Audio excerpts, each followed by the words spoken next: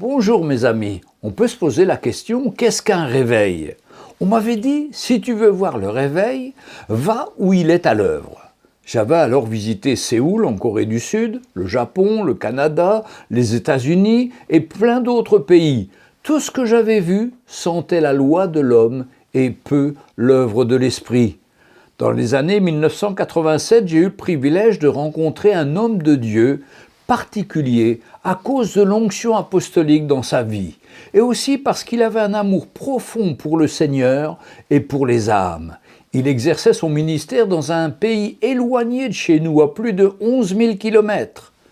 Pour bénéficier de cette onction, j'ai quitté la France avec ma famille, mon épouse et mes 3 enfants en bas âge. Nous sommes allés vivre dans son pays et y vivre un véritable réveil. Je me souviens des réunions dans les maisons avec plus de 200 personnes. Les maisons étaient très petites comme des cubes de 2 ou 3 pièces. Le prédicateur se mettait à la porte d'entrée, prêchait pour ceux de l'intérieur, mais surtout pour les plus nombreux qui n'avaient pas pu y entrer et qui restaient à l'extérieur de la maison. Les gens répondaient à l'appel, se donnaient au Seigneur. Ils étaient issus de milieux et de cultures très diverses. Des musulmans, des catholiques, des hindous qui se côtoyaient. Cela a provoqué de grandes persécutions contre les pasteurs et les anciens. Jusque dans les journaux, on pouvait lire les mensonges contre eux. Mais plus les mensonges de la presse s'intensifiaient contre eux, plus l'Église se développait. Aujourd'hui, il y a 35 églises dans ce petit pays et un mouvement international a commencé dans beaucoup de pays à travers le monde. Les réunions de prière étaient chaque jour à 6 heures du matin. Presque toute l'église était là et toujours à l'heure. Et le Seigneur pourvoyait aux besoins de chacun. Le message était simple et profond. Repentez-vous, acceptez le Seigneur, faites-vous baptiser et recevez le baptême du Saint-Esprit, puis marchez dans la sanctification, renoncez à vous-même, renoncez à vos plans et à vos désirs pour suivre le plan du Seigneur. Des milliers de gens sont venus au Seigneur. On ne vivait que pour l'œuvre de Dieu et l'Église croissait de jour en jour. Nous sommes rentrés en France après avoir vécu 13 mois dans ce pays et nous avons commencé l'œuvre de Dieu ici. Avec très peu de personnes au début. Mais à mesure que nous-mêmes nous croissions en maturité, Dieu rajoutait de nouvelles personnes que nous étions alors en mesure de prendre soin. Cela a pris du temps, mais c'était le temps de Dieu, et c'est le temps de Dieu qui compte. Je préfère avoir des églises peu nombreuses, mais avec des personnes engagées qui donnent leur vie au Seigneur complètement, que des personnes présentes dans les églises en grand nombre ne pensant qu'à construire leur propre royaume.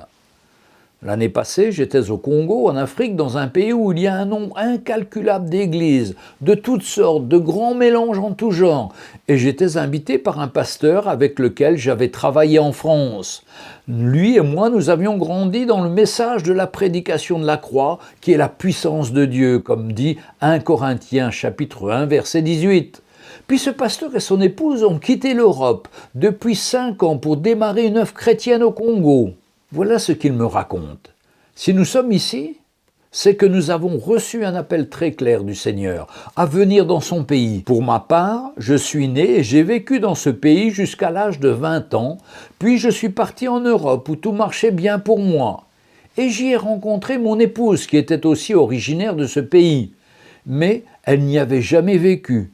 Ses parents avaient des postes à responsabilité en Europe. Donc auparavant, nous servions le Seigneur en France, et là, le Seigneur nous a appelés à retourner dans notre pays. Quand nous sommes arrivés dans ce pays d'Afrique, les gens nous prenaient pour des fous. Vous venez d'Europe pour installer une église ici? Alors qu'ici, c'est le rêve des pasteurs locaux d'aller s'installer en Europe. Pourquoi venez-vous ici? Il y a tant d'églises. Notre seule réponse était « Nous avons reçu l'appel de Dieu pour venir démarrer une église dans notre pays. Nous ne savons pas comment faire, mais Dieu va conduire. » Oui, on ne savait pas comment commencer, nous n'avions pas beaucoup de finances, mais nous avions la foi dans le Seigneur Jésus. Ce qui nous a frappés, c'était la misère des enfants des rues, et souvent de leurs parents pour ceux qui avaient la chance d'en avoir.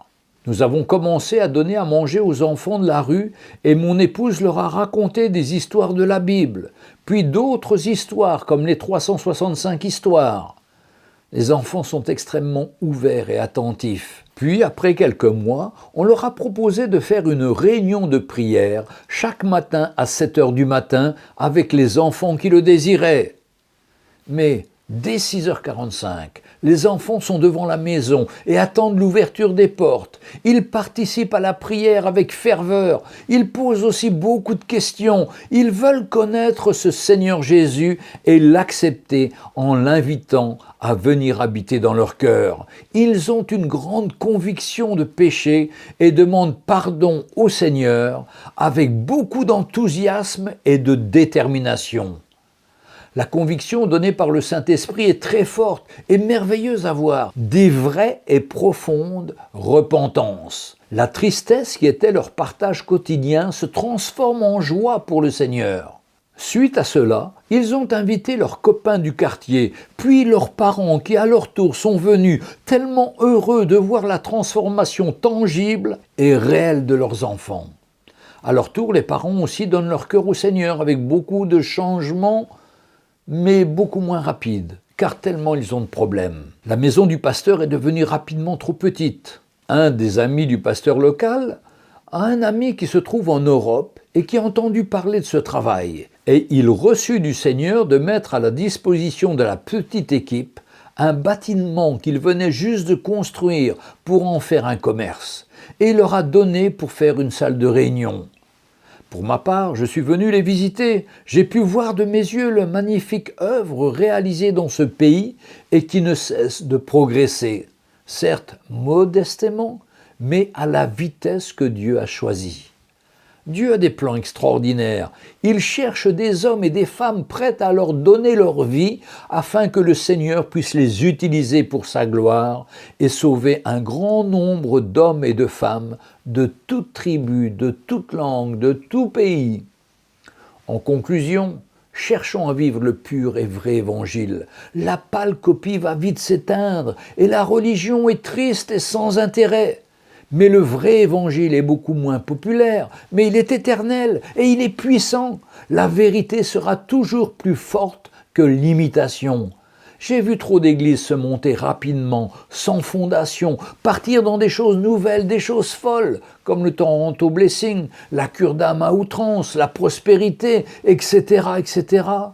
Mais très vite, ces églises tombent dans la division et disparaissent. Mais à côté de cela, je vois des églises qui avancent lentement et sûrement sur un bon fondement, l'œuvre de la croix de Jésus-Christ dans la vie des chrétiens, qui les conduit à une vie de foi dans la sanctification, leur donne la révélation de la grâce et toujours en demeurant dans une foi vivante. Que le Seigneur vous donne de rechercher ce vrai évangile qui, pour nous qui sommes sauvés, est la puissance de Dieu. À très bientôt mes amis.